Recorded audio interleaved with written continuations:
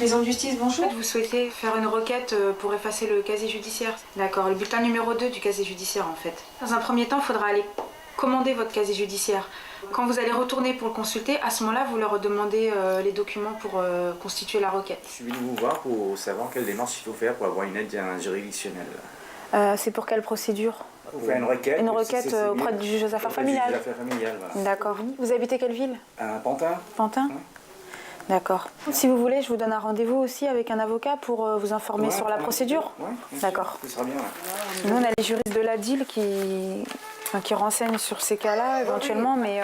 Il peut donner que le conseil. Oui, ouais, ça se limite au conseil. Par contre, il accompagne pas. Les avocats ici ne prennent pas les dossiers, non.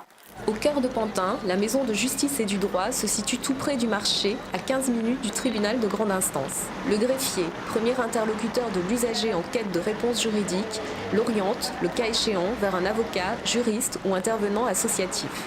Au cours de permanence gratuites et confidentielles, les intervenants décortiquent, expliquent et dédramatisent toute situation rencontrant un problème lié à la loi. Je suis amenée en fait à recevoir des personnes qui souhaitent obtenir des informations d'ordre juridique ou administratif. Cela peut concerner aussi le droit du travail, avec toutes les questions sur le contrat de travail. Ça peut être des questions aussi en droit des étrangers, en droit pénal et puis d'autres domaines aussi du droit. C'est surtout de l'information, c'est de l'orientation aussi. Donc on peut les orienter vers des associations, par exemple en droit de la consommation quand c'est un problème de droit de la consommation. En fait, il s'agit de ne pas laisser les gens sans réponse. Il faut qu'ils puissent avancer dans leur démarche. Pour un tel problème, on va dire que les gens ont le choix entre ceci, ceci et ceci. Mais l'avocat peut-être va les orienter plus vers un point plutôt que vers un autre. On a une oreille ici. Elle m'a orienté vers des institutions, pas des institutions, mais c'est des trucs que je dois faire, que je ne connaissais pas avant. Il y a peut-être pas d'interrogation sur certaines choses, mais par rapport à ce que je t'ai venu chercher, oui. Et maintenant, je sais où je dois aller, les démarches que je dois entreprendre pour avoir des réponses et pour que ça ne prenne pas trop de temps. Déjà, dès demain, je sais où je dois me diriger, où je dois aller. C'est à côté, c'est facile d'accès. Il n'y a pas de souci. Les personnes nous arrivent en gros de deux façons. Soit elles nous arrivent spontanément. On a aussi beaucoup de situations qui nous arrivent par le tribunal. C'est-à-dire que donc, ce sont des personnes qui ont fait une requête auprès du juge aux affaires familiales et le juge les invite à venir en médiation. C'est une démarche volontaire, c'est confidentiel. Le médiateur, il est neutre et il est là pour aider chacun à s'exprimer. On est là pour poser un cadre, et un cadre qui favorise la communication. Dans les villes où il y a des maisons de justice, c'est vrai que c'est une façon de se rapprocher de la population, de rendre la justice plus accessible. Le fait qu'il y ait dans une maison de justice des avocats, des associations, etc., tout ça est complémentaire. La maison de justice et du droit offre également un lieu d'accueil aux personnes plus démunies, victimes de vols, de violences, de discrimination et autres infractions pénales. Nous sommes là pour proposer aux victimes d'infractions pénales un lieu d'accueil, d'écoute et un accompagnement, principalement sur deux aspects, l'aspect juridique et l'aspect psychologique. Donc on va être amené à recevoir la victime à tout moment de la procédure, ça peut être avant le dépôt de plainte, ou des personnes parfois qui hésitent à déposer plainte. C'est un accompagnement qui n'est pas forcément exclusif. Mais c'est vrai qu'on ne va pas forcément nous lâcher la victime dès qu'elle a un avocat.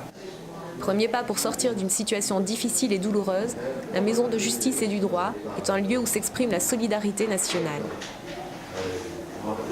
Donc, vous êtes en procédure de divorce. Et là, comme elle ne savait pas où elle en était, donc j'ai pris un petit peu la peine de téléphoner l'avocat pour savoir un peu où elle en est juridiquement avec ses démarches. L'argent des allocations, on peut le faire, par exemple, les APL, verser directement aux propriétaires. On s'occupe beaucoup des femmes victimes de violences conjugales, donc qui va avec les requêtes de pension alimentaire, des requêtes d'enfants naturels. Là, vous allez demander un divorce pour faute. Oui. D'accord? Donc, il y aura des éléments. Les causes et blessures, ce sera des éléments, des preuves.